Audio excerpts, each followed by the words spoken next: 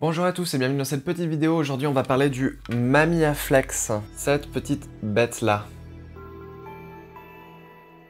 Donc c'est une vidéo un petit peu plus courte parce que j'ai moins de matériel concernant cet appareil, j'ai moins à en dire parce que c'est pas un appareil incroyablement complexe, il est même relativement simple, mais on va vite aborder le sujet parce que c'est un appareil qui, même si vous ne l'utilisez pas pour faire des photos, est très très joli dans une bibliothèque et fait que beaucoup de gens vous poseront des questions sur le fonctionnement de ce type d'appareil.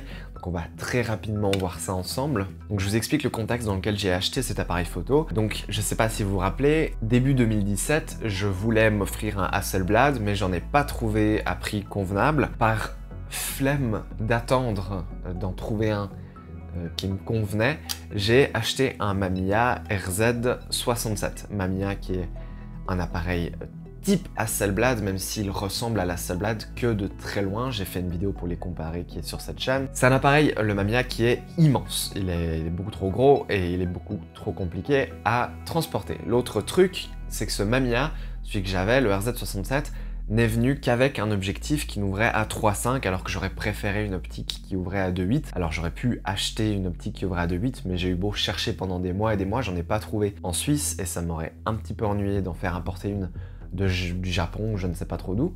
Donc j'ai continué à chercher de mon côté des optiques pour le Mamiya et j'ai continué à chercher de mon côté un Hasselblad. Un Hasselblad 500C, 500CM, c'était ce que je voulais absolument. Et dans mes recherches, j'ai fini par tomber sur ce Mamiya Flex, qui est un Mamiya Flex C ou type C, je sais pas si c'est le C1 ou le C2, je vais le mettre ici en grand dans l'écran si j'arrive à retrouver l'information au montage. Quelqu'un m'avait dit sur Instagram lequel c'était, merci beaucoup, je pense que je vais aller rechecker nos messages. Merci pour vos échanges, c'est toujours très sympa. Et donc ce Mamiya Flex fait donc des photos au format carré, comme le Hasselblad, et il a une optique 2.8 en fait, comme le Hasselblad.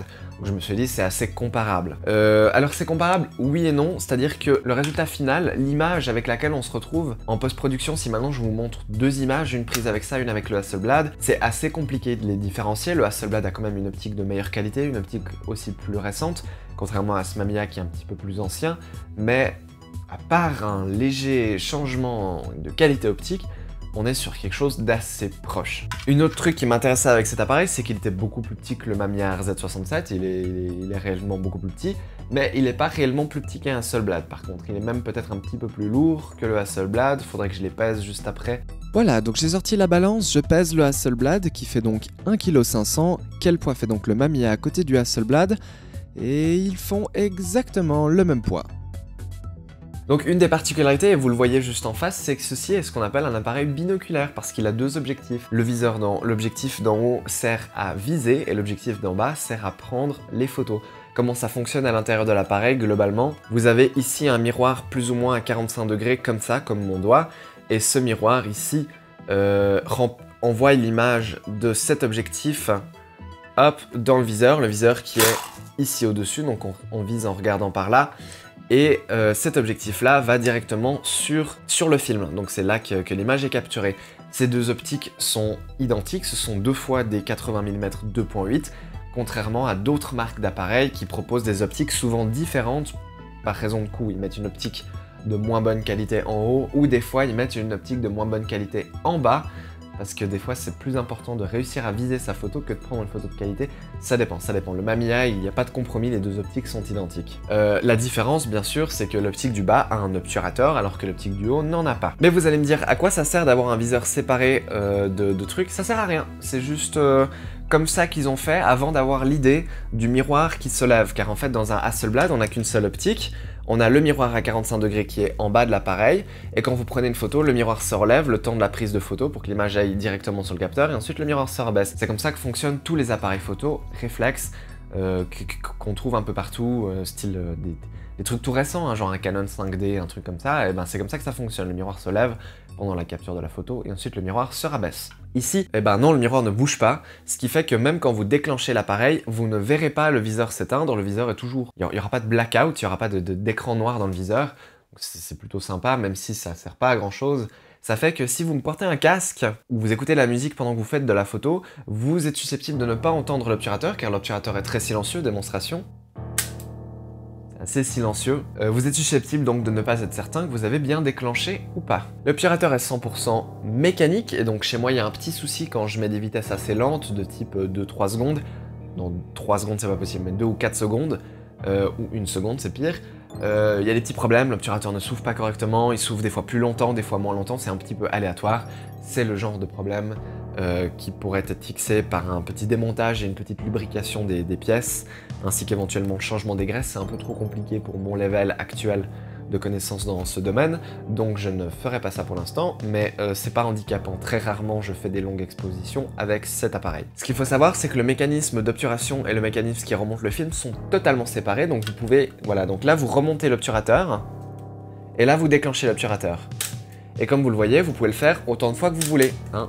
Donc ça va faire une triple exposition, quadruple exposition, quintuple exposition, vous pouvez exposer tout ce que vous voulez sur la même image, ce qui est un peu pas fou, parce que autant si vous voulez justement faire des doubles expositions, bah c'est pratique, vous pouvez expérimenter avec ça, mais si en temps normal vous voulez juste faire des photos, il va falloir penser entre chaque photo à venir cliquer une fois ce bouton et tourner cette molette pour remonter le film. Alors c'est pas aussi long que ça, c'est juste que là je suis à la première image.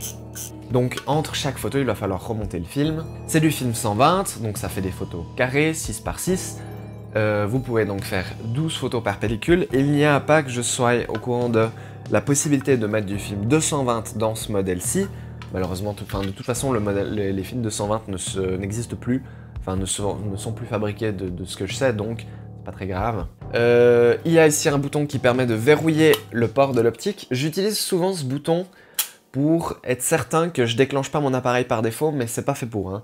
Ça permet vraiment de déverrouiller l'optique, donc si vous mettez sur Unlock, ça va vous permettre, en cliquant ce bouton-là, comme ceci, c'est un petit peu surexposé, je suis désolé, hop, de venir libérer ceci et d'enlever les objectifs, voilà. Et comme vous le voyez, si vous regardez à l'intérieur du boîtier, s'il te plaît, l'autofocus pas mon visage, voilà, ici, vous voyez qu'il y a un truc qui bloque et ça permet à votre film de ne pas être cramé au soleil si vous changez l'objectif pendant que vous avez un film dedans. Puisque comme vous le voyez, l'obturateur est donc dans l'objectif. Donc là, si vous voyez, hop, il y a un objectif où on voit à travers, qui est l'objectif de la visée, et l'objectif du bas, on voit qu'il y a l'obturateur à l'intérieur, qui est un obturateur qui lui permet de synchroniser le flash à toutes les vitesses. Je n'ai jamais cependant testé le flash sur cet appareil, puisque c'est pas vraiment quelque chose qui m'intéressait. Je ne sais même pas où est-ce qu'on connecte un flash là-dessus. Où est-ce qu'on connecte un flash là-dessus? Ah, ici, le flash vient se brancher dans le petit port synchro qui est là-haut. Et il y a deux modes pour le flash, à mon avis, ce sont ceux-ci, le X et le M, et je ne sais pas ce que ça veut dire, ne me demandez pas. Consultez le mode d'emploi sur Google. Le viseur est donc du dessus. Le désavantage, c'est qu'effectivement, vu que le viseur est dans cette optique et que votre photo est prise dans cette optique, il y a ce qu'on appelle de la parallaxe, donc il y a un décalage entre l'image perçue dans le viseur et l'image capturée. Il faut donc faire attention à ça, et spécialement si vous prenez en photo des sujets qui sont rapprochés, où vous aurez tendance à les aligner avec cet objectif et vous retrouvez avec une image qui est coupée vers le haut. Donc c'est un petit peu problématique.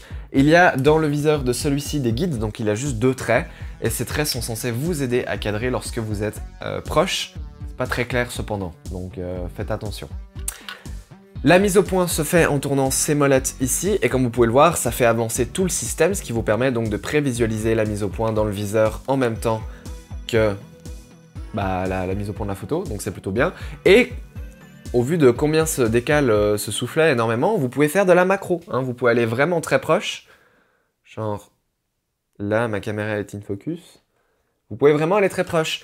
C'est sympa, mais plus vous êtes proche, plus vous risquez de mal aligner votre sujet avec l'optique, donc plus vous êtes proche, plus c'est compliqué de cadrer, donc c'est un petit peu problématique, et c'est là qu'on a l'avantage en utilisant un réflexe monoculaire de type un Mamiya RZ, un Mamiya RB ou un Hasselblad. Dans le premier film que j'ai fait avec cet appareil photo, je me suis retrouvé avec énormément de photos qui n'étaient pas nettes, et je me suis demandé s'il n'avait pas un défaut de calibration entre les optiques ou quelque chose comme ça. Donc j'ai décidé de sacrifier un film et de mettre un film dans cet appareil juste et uniquement avec comme seul but de tester la mise au point, donc de prendre en photo différents sujets à différentes distances en m'appliquant bien sur la mise au point pour voir s'il y avait effectivement un décalage ou pas dans mes optiques. Et le résultat des courses, tout était absolument net, donc c'est juste que j'ai mal fait mon job la première fois. Je trouve donc qu'il est particulièrement compliqué de réussir sa mise au point correctement avec cet appareil, ce qui n'est pas le cas sur mon Pentax 6.7, ce qui n'est pas autant le cas sur le Hasselblad. C'est vrai que c'est assez compliqué avec celui-ci. Mais une fois qu'on sait ça, on fait plus attention et on y arrive mieux. Donc cet appareil va énormément vous faire penser au Rolleiflex, qui est l'appareil binoculaire par excellence. La différence, c'est qu'il est beaucoup moins cher, moins de la moitié du prix, alors que à mon avis, on s'en rapproche très bien niveau qualité. Et l'optique des Rolleiflex, surtout les Rolleiflex bas de gamme, est moins bonne à mon avis que l'optique qui est là-dedans. Donc ça, c'est quelque chose qui est bon à savoir. Je propose que ce soit la fin de cette vidéo, c'est-à-dire que je vous montre des images d'exemple, c'est pour ça que j'ai fait cette vidéo, pour montrer les petites photos que j'ai prises avec cet appareil, et que du coup, j'espère que ça vous a plu, et je vous remercie. Et on se retrouve dans une prochaine vidéo où je vais... Personne ne sait ce qui vient ensuite. Surtout pas sur cette chaîne, hein, puisque c'est aléatoire. Peut-être qu'on va parler de pâtes, peut-être qu'on va parler de photos, on va probablement parler de photos, mais ça se trouve on va parler de pâtes. Voilà. Merci à tous.